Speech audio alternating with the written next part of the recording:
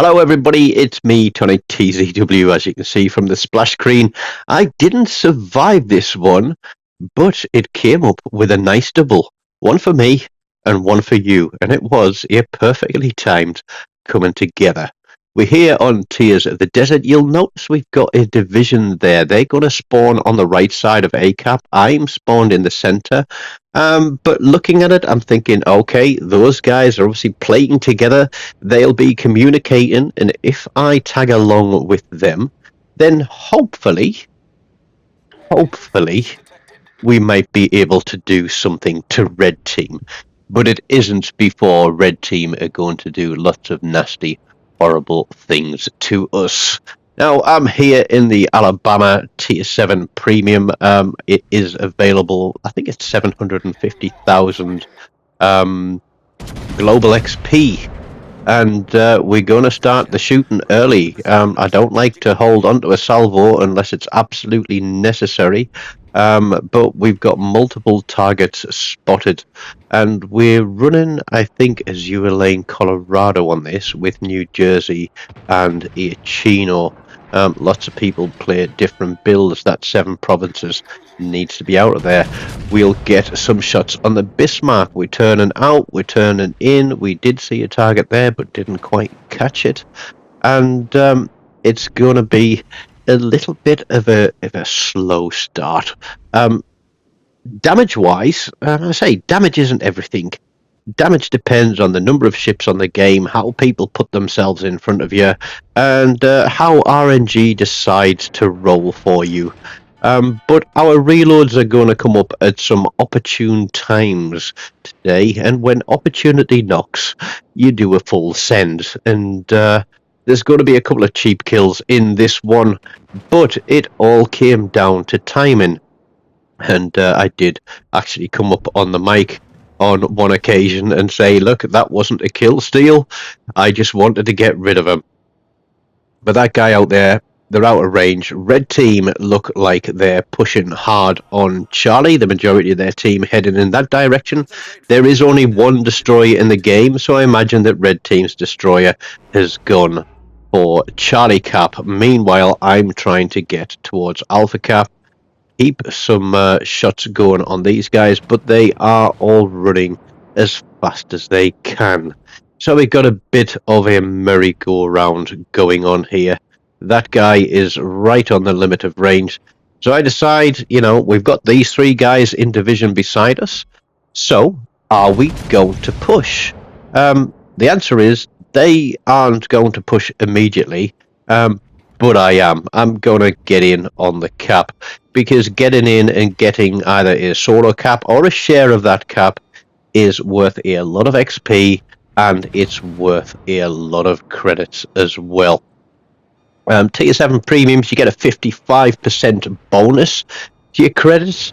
So if you've got credit boosters and you've got a Tier 7 premium that you're very good at playing, I'd strongly recommend that you use your credit boosters on those, because it can make a big difference. Iowa out there, I haven't got shots on him yet because I've got to come round the corner.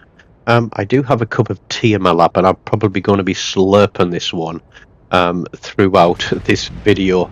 But yeah, this division, the guys seem to have kind of decided to stop because the Iowa's out there. I'll fire my guns and get spotted, but I'm going to get turned into him.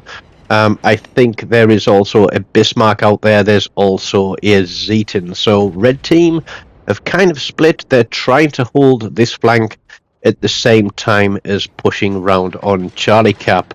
Our team is going to realize that red team are going to be coming around behind them, and they are going to start pushing out this way. Everybody kind of hangs back until they get pushed, and then they don't want to fight. They want to get away from it. So I'm waiting for an angle on this Zeton. I'm on the cap. He is flat broadside. I get a full salvo out across there, and yep, we get a good juicy hit on him here. But I imagine that he's going to be firing torpedoes. That's why he's come across broadside. And now we're going to turn out of this cap. And, yeah, I thought we got onto the cap and stayed on it there, but I'm not quite sure. But the Zeton is going away. We're gonna literally, we got guns loaded. We're gonna put the shots onto him. We're gonna try and whittle him down as much as we can. Didn't see which ship that was out there. Is that the Bismarck out there, all the way at the back? But the Zeton has gone, so we've got the Iowa. I'm taking shots from the left side. So I'm going to continue to push using this little island to screen me, waiting for my guns to reload, and then we're going to, as soon as they're ready, get them ready and get a shot on. Now, looking, the Bismarck is taking fire from the guys behind me, so I'm thinking, okay, we're going to leave him. We'll try and get some shots on to the Iowa. Asking the DD there to push out a little bit, but he's going to push a little bit too close, and here come the torpedoes. Iowa is going away from us. We're going to bounce a couple of those shells off him, and we've loaded high explosive. And a loader, you'll be thinking, you noob, TONIK, loading HE in a friggin' Alabama. But yeah, needs must. Do what you need to do to get rid of the ships and win the game.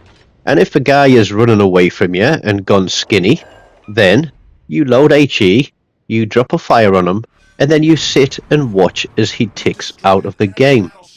We've still got HE loaded. We're going to switch back to AP. I'm quite certain that the guys are going to take care of the Bismarck, and I'm now looking at what's going on behind us. We've got 2 caps, but points-wise, how was it? We were down, I think, quite significantly, but the 2 caps are giving us the advantage. And we've got about 150 points in at the moment. There's the Hidachi. There is a Wichita on our team. I think he was one of the guys that was in division. And I don't want to back up too much here because there would be far too many ships looking directly at me. I've managed to do a decent job until now. I can't believe that Bismarck is still alive. But we lose our Fletcher to the Aegea. He is dead. There is still a red team Yadachi out there. And the team now, as you see, they were all hanging back there at the back end of A cap. But now they are starting to panic a little bit. And they're starting to push through. This 7th province is going to get an absolute slap there as I'm pushing out. And I think this is the one where I said, look, I'm not going to kill Steele. I just want to get rid of this guy. Same for the Baltimore. I'm looking at him. He's flat broadside to us. And something that doesn't happen often, I managed to get a kill on a 7 provinces. We're waiting for the reload. We're looking for the Balti. He's firing his guns, so he is spotted. Trying to keep covered from the Republic there. That Balti takes an absolute slap, and as our guns move back onto him, we put the shots out there, and he disappears. He disappears back to port as well, because I got lucky and dropped another citadel through him, because he was flat broadside. Now we've got the Republic, an Iowa, Yadachi, and I think it's an Aegea. And we're looking here, ready for these guns coming up, and we're going to put that salvo out there at the Iowa. And we are going to turn around and go back into the fight. This is something you'll see me do in many games and many replays. If the team decide to break and run, I'm often the one that turns around and goes back against them. Because sometimes, if you just have the whole team running, red team will just take over the map and they will absolutely wreck the team. But if one ship turns and puts up a stand against them, it can very often mean the difference between victory and defeat. So never be scared to actually take it on the chin, to turn in, to take it on the chin, and take one for the team. This guy here, he has turned round, but he's very low health.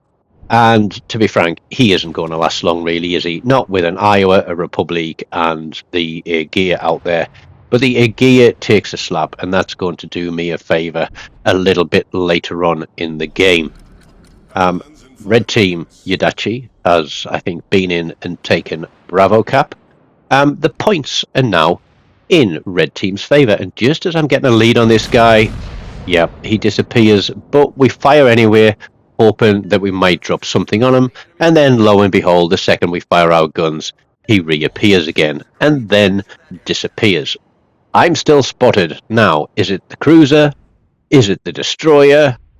I don't know who it is, but the rest of the team are running for B cap. Now, in a way, I don't mind them running because they're going to go there into B cap. They know that we need those caps for points because we are losing. I'm expecting an 8 spread of torpedoes from a Yadachi coming off my flank. I know that the Aegea is out here, that he has torpedoes, I'm quite sure, with about an 8k range. And I don't want to run straight down through that gap and get torpedoed because I'm on 3 kills and there are 3 ships down here. This Aegea is going to get lucky because RNG is going to absolutely desert me now, and I'm going to do nothing but bounce shells off that guy. You use the same lead that you've been using all game, and you just get absolutely stuffed because your shells fall a million miles short. But he's getting confident and giving me a broadside, but he's going to keep wiggling, and I'm going to be a little bit indecisive here about, do I shoot at the Aegea? Do I shoot at the Iowa? Because he's given me a bit of a broadside. I'm sure the Aegea has fired his torpedoes, so we're going to fire, we're going to do a ping, 1 turret only. We're going to watch where those shells go. Looking at the dispersion, I reckon that he's running sort of somebody to increase the dispersion, or at least he's running a mod to increase dispersion, but it doesn't work that time. That is kill number 4. They've taken care of the Adachi. They're going to push into Bravo Cap, and this game is not won yet, but it is 4 versus 2. I've got 4 kills. I'm only on 79,000 damage. I didn't promise you a big damage score, and like I said, it's not always about how much damage you do. But there is the Republic. He has obviously been having a heck of a game too.